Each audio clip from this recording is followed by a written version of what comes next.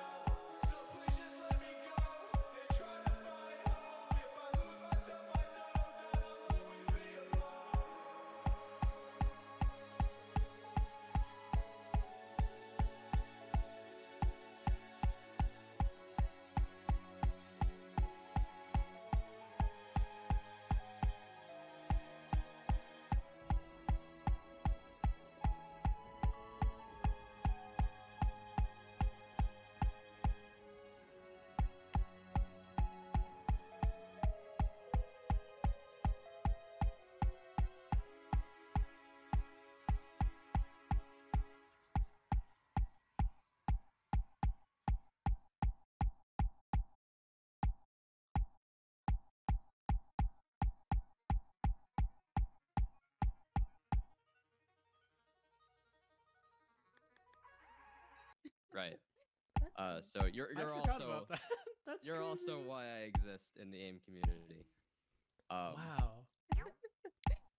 This is getting me to think of like the butterfly effect here. Oh yeah. Like what small elements of my life could have changed for me to have not made that video, and then we would not have Maddie Overwatch. You would have caused so many players to still have their world records today, and me not sniping them. My bad. That's really But cool. I would say, how could you do this to me? But you also got me in team tuning with that video, so it doesn't. I think What a strange feeling. I think some more things like in games. Like I remember there's one video, Viscos, of yours that I That's cool. continuously return throughout the years. It's like stupid flicks or something. That one. Oh my god. Maybe that's why it keeps getting picked up by the algorithm. Maybe it's got like a million. Not a million. It's got like a lot more views than it should have. Recently, it's I like haven't liked. it's got more views than some of my like real videos. And I only really find a lot of satisfaction in kovaaks. So Mhm. that's kind of my life nowadays. I don't know what's gonna happen. Like when it comes to a point where it's like, oh, I can't really continue pushing that much. I hope by then I have like a normal Bob job. Well, I was gonna that I say, can devote time what to. would cause you to like not be able to continue? I guess Normal like a Bob hand injury or job. job, yeah. A wrist injury, something like that. And I think at that point, if something happens where I can't play kovaaks anymore, I'm just gonna be a Path of Exile streamer. That's what I'm just gonna become. So yeah, I don't really take breaks. I think you're in a good spot where you could probably stream anything. People would show up. I would hope so, but I tried streaming Rivals, and that was a low viewer count stream. Mm. It's probably because of my vibes though. Like, I don't have good vibes playing games that I don't like. If there are any reasonably feasible benefits that can come from speed clicking that I can cope myself into believing is the time I spent for 500 hours worth it from Monarch. Cope yourself into believing. I mean, I was gonna make a video about this, the grid shot fallacy. It's like everyone came into aim training with the idea that they were gonna improve by playing grid shot, but no. I'm trying to think. I don't have an answer to that question. I think it's only really good for endurance and for testing how long you can, you know, torture your wrist. That's it. I don't think there's any beyond that. I'm sorry. I think. What about when You you're at might- like a really high level? Like who is Aqua level? Yeah. It's kind of a different like skill set. I feel almost. Mm-hmm. I think peripheral awareness, maybe. For me, actually, I think playing grid shot did help, but this is because I was on, like, that would be really tough. And something else I want to mention is that coaching Elige has actually been really tough because he is like significantly better than me, to the point where I have to really strain to pick out any weaknesses in his gameplay. You know, it takes a lot of analysis. It takes like 4 times as long in terms of pure VOD reviews for like Elige versus like normal coaching. And I can't help but wonder if this is what would happen if I was at a lower skill mechanically. I don't know. I feel like with Valorant, it's just, well, obviously at that level with coaching Elige, like, I don't 'Cause want know to. you were having some troubles with it too, Matthew. I think it's mostly because he's been through multiple coaches of Amped, and he's freaking Voltaic Nova. So like he Yeah. knows this stuff already, to a good extent. I feel like your catch on the Valorant thing, on the rank on that, that's where so many people try to get me on. And it's like, I agree that like having that knowledge in the game of Valorant or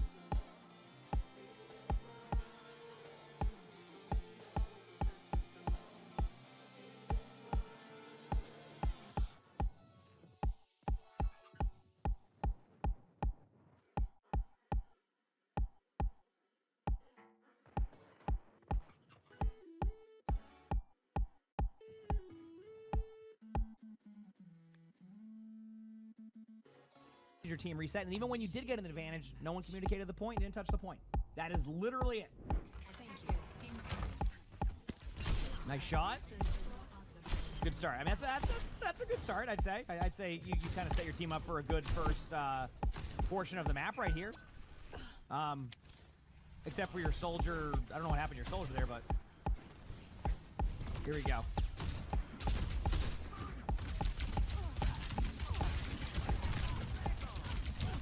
This is a good thing they're going for you. Nice shots. When D.Va flies to you, just fly up. Worked out. Your teammates are killing you. See, if I'm on D.Va, I'm never going to fly into you there because I'm going to wait for you to, like, I'm going to basically shoot at you and wait for you to have to go away. And then I'm going to fly to where you get pulled to. Or that's why I was like, you know, popping walls in front. But thankfully you know where the Mei is. So far, again, good start. Okay, now set up for the bridge. Don't have to be ridiculously over the top here with your play.